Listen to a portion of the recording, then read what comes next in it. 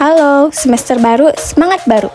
Teman-teman, perkenalkan nama saya Nagita Sapitri dari Universitas Nusa Putra. Di sini saya akan menjelaskan tentang akuntansi manajemen. Nah, yuk kita simak. Nah, di sini aku akan menjelaskan tentang peran akuntansi manajemen, sejarah akuntansi manajemen, dan tujuan akuntansi manajemen. Akuntansi manajemen itu apa sih? Nah, jadi, akuntansi manajemen merupakan salah satu bidang akuntansi yang tujuan utamanya untuk menyajikan laporan-laporan suatu usaha atau organisasi tertentu untuk kepentingan pihak internal dalam rangka melaksanakan proses manajemen yang meliputi perencanaan, pembuatan keputusan organisasi, pengarahan, dan pengendalian. Akuntansi manajemen dapat didefinisikan sebagai proses mengidentifikasi, mengukur, mengakumulasi, menganalisis kejadian-kejadian ekonomi yang digunakan oleh pihak ekonomi untuk perencanaan, pengendalian, dan pengambilan keputusan. Masuk ke pembahasan pertama, yaitu tentang peran akuntansi manajemen.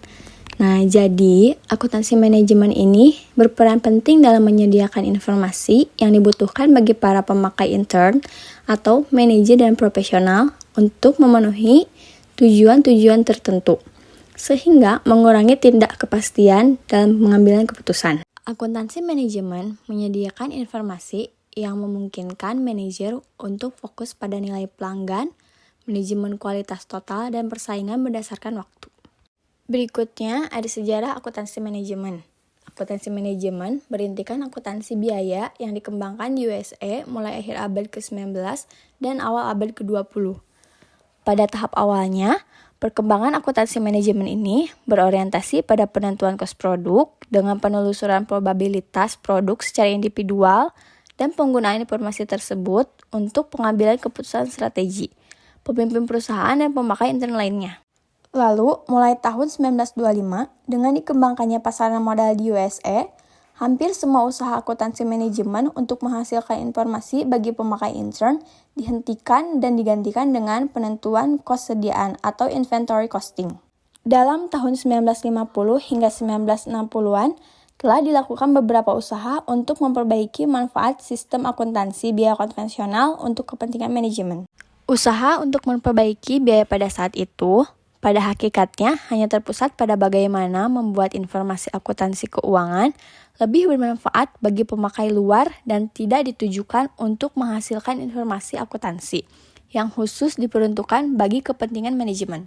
Hingga pada tahun 1980 sampai 1990-an, praktik akuntansi manajemen tradisional yang sudah tidak mampu lagi melayani kebutuhan manajerial banyak ditemukan. Beberapa pihak menyatakan sistem akuntansi manajemen yang ada sudah tidak berguna karena perkembangan lingkungan ekonomi yang berkembang secara pesat, sehingga dibutuhkan pengembangan praktik-praktik akuntansi manajemen yang lebih inovatif dan lebih relevan. Yang terakhir yaitu tujuan akuntansi manajemen. Akuntansi manajemen ini bertujuan untuk menyediakan informasi yang dipergunakan dalam perhitungan harga pokok, jasa produk, dan tujuan lain yang digunakan manajemen, menyediakan informasi yang digunakan dalam perencanaan, pengendalian, dan perbaikan yang berkelanjutan.